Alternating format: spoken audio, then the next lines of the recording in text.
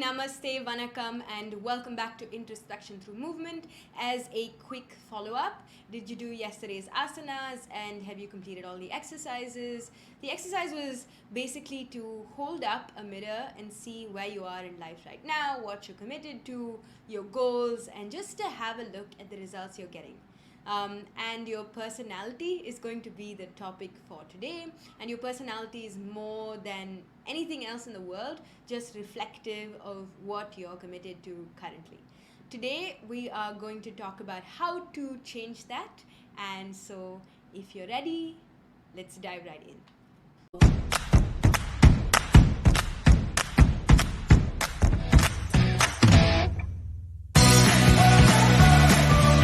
So the way that this is structured, the first week is pretty foundational. We're still focusing on sun salutations and the fundamental postures and really laying the groundwork, learning to marry the breath with the movement. And towards the end of the first week, things are really going to start to get accelerated. So I sincerely suggest that you take this one step at a time because it really requires some deep work on your part. I know there's this temptation to just binge watch all the videos and try all the asanas at once in the entire chart, but if you let it marinate in your brain little by little, it's going to have a different effect entirely.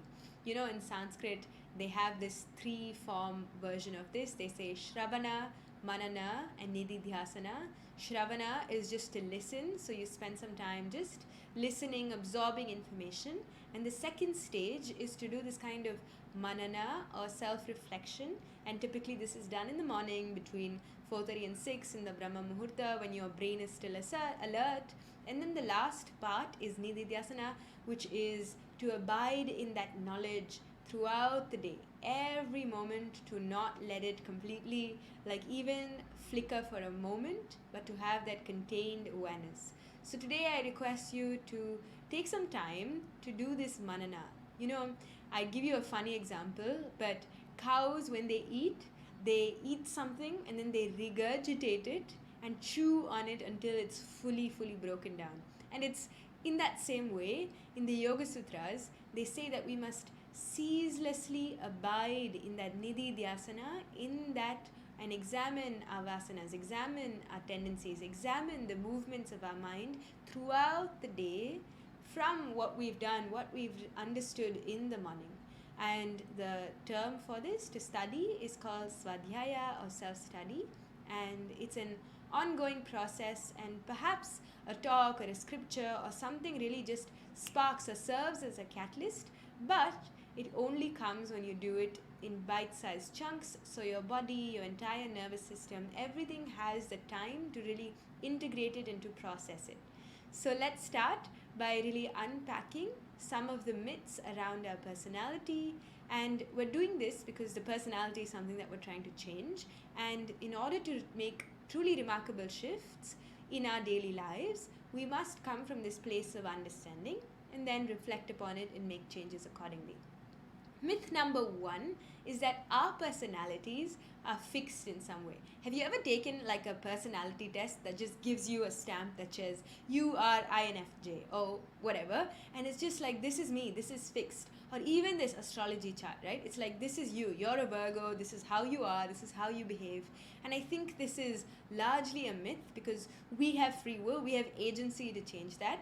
And if you've watched Harvard psychologist Daniel Gilbert's TED Talk, he talks about the psychology of the future self, and this is essentially the line of thinking that's worthwhile to have, mostly because if you think about it, who you were 10 years ago, let's think about who you were literally 10 years ago, and who you were today is completely different, right? You've got different preferences, you've got a different perspective on life, you're in a completely different place, you have different habits, and it's just that way. I can tell you that I'm not the same person that I was 10 years ago for sure, and I'm not the same person that I will be 10 years from now. So I like to listen to my favorite philosopher of all time, Alain de Botton. Is that how you say it? Alain de Botton. Something like this. Alain de Botton. Like the French, okay? Say proper. But he basically says that if you're not embarrassed by who you were 12 months ago, that's exactly a year ago, then you didn't learn enough. You're not growing enough. So, keeping that in mind, it's good to reframe our personalities constantly and see them as something that are like, our personalities are extremely pliable. They're not set in stone and they're not determined by some test on the internet. And I think that's why people really get it wrong, because they underpredict how much they're going to change in the future. Even 6 months from now to today, you underpredicted how much things have changed and how much that's caused you to change. And because of that, you don't put in enough effort to directing that change. You will change, but maybe you'll change in a different direction to where you actually wanted to go. So today I want you to just take out a notebook or pull out your notes app and try and understand the implications of this. Because we're so defined by who we are today, what our identities hold, what we're doing, what we're currently doing, that we don't spend any time imagining the future, reframing our story. And when we don't do this, we can't allow ourselves to change. And research shows that being intentional about this natural tendency towards change is what ultimately helps us in creating that change, in creating the progress that we want to see in life. So I just urge you to be more intentional about it. And you're not going to do that by just willing it or forcing it or imagining it or anything like that. But it's a combination of using that gift of imagination and combining that with deliberate practice. Because practice is the real thing that I think causes the shift between having an idea of your future self and actually truly making shifts in your day-to-day life and changing your personality over time. Now, the second biggest myth is that you should always be true to yourself. I get it, Shakespeare said this, to thine own self be true, but this has been misconstrued in the pop psychology world for the notion that we only do things that feel natural to us. So for example, I'm afraid of dancing and I don't like dancing too much, and I only do things that are natural to me, like doing yoga, being flexible, that kind of thing, and I don't even try to do things that are outside my comfort zone. And this, in fact, is one of those areas that I've been trying to change by dancing in the shower, just taking time to dance for myself, because the things that feel truly authentic may not be the same things that you will feel authentic or aligned with tomorrow. And in Indian philosophy, this can be considered a form of raga and dvesha. Raga means attachment, dvesha means aversion, and raga or attachment makes you do things that only feel good, and dvesha makes you feel aversion to all things that feel unnatural. And often this leads people into a fixed mindset and leads them to be like unwilling to try things that don't feel completely natural or they're not good at. And I can tell you this from trying to learn the basics of code too. So I signed up for a minor in cognitive computing, not knowing what I'm actually getting into for my university degree. And as I was doing this natural language processing and mirroring, all these things, and I was understanding that coding is not easy for me. I don't like staring at a computer, and I actually disliked it initially because I was doing something at college level without ever having the understanding or a background in computer science before. But I had to put in the time to learn that stuff. I had to almost compensate for the lack of understanding before, but I knew that it gave me a new lens with which to see the entire world. I could now communicate to like a person who wanted to, like, who could help me really optimize or do SEO optimization for my web page and so on, because I understood natural language processing. I understood what it means to tag words. And it brings me back to one of my favorite quotes. Every act of conscious learning requires us to suffer an injury to our self-esteem. And before I began this process, I was really, really against it, and I was having a lot of resistance. But as I just went through it, I went through the process, I began to enjoy aspects of the process. And yes, I wasn't being true to myself, the yoga version of me, but I knew I was being true to the version of myself that I wanted to become.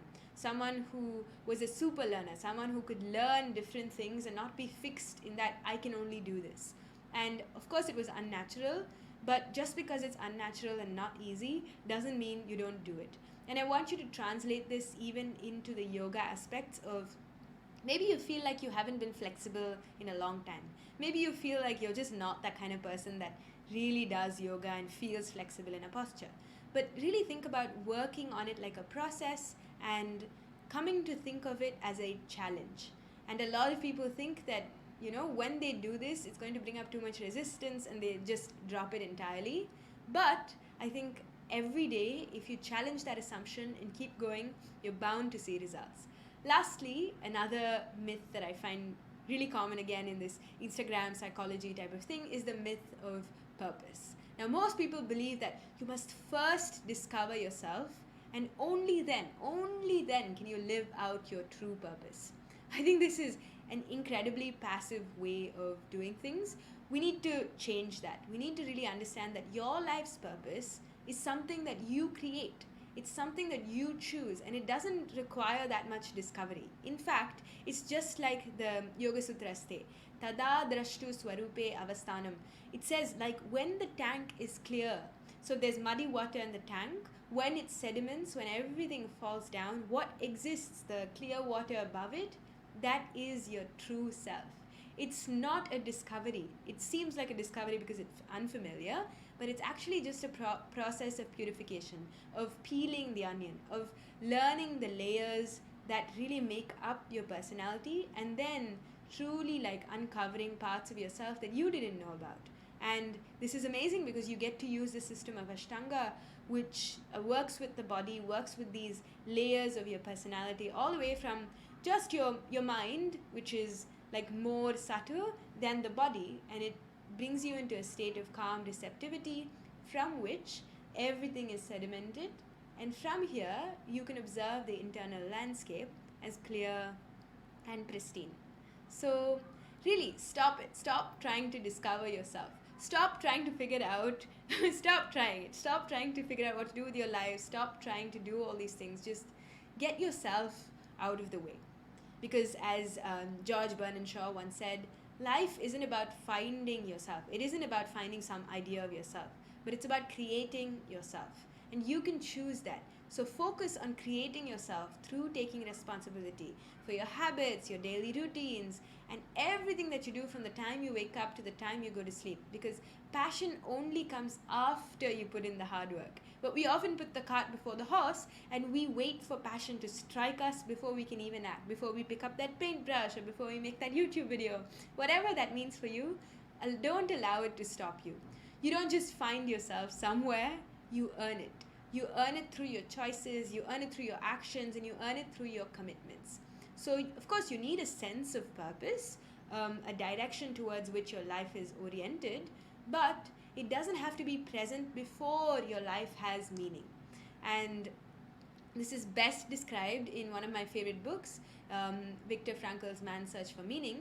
And he talked about how people in concentration camps lost a sense of purpose, and just because their present life became so meaningless and unbearable that they died in the Holocaust. And the author, he had a sense of purpose. He had a clear vision of his life outside of the Holocaust, or outside of those Jewish concentration camps, and he gave himself meaning. And when he came out, and he had a huge desire, inside him to write this book, he became a chameleon. He really adapted. He did all these things that were required, and he kept his eye on the prize, which was getting out, influencing people, and really changing the narrative about what goes on in concentration camps. And you are more likely to act yourself into feeling than feeling yourself into action. And another really famous quote by Jerome Bruner, I believe. He was also a Harvard psychologist, and he said that you're more likely to act yourself into feeling rather than feeling yourself into action. Have you ever woken up and said, I don't want to go on that run, I don't want to do this yoga? But it has a lot to do with motivation. And a lot of people are waiting for that motivation so they can then take action. But when you take action first and you make those decisions, you get the ball moving. And you start to feel more motivated just by taking action, because you're kick-starting that chain of causation that will ultimately help shape your personality. And your personality is bound to change. It's bound to follow, because personality follows your purpose, because your purpose is the first thing that comes.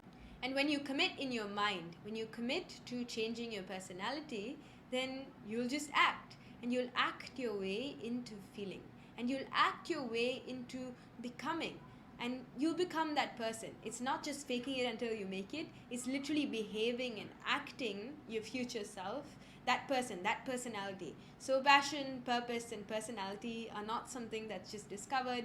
They're literally created, they're chosen, and you get to choose it. You get to choose it today. It's a freely chosen task, and you get to choose it.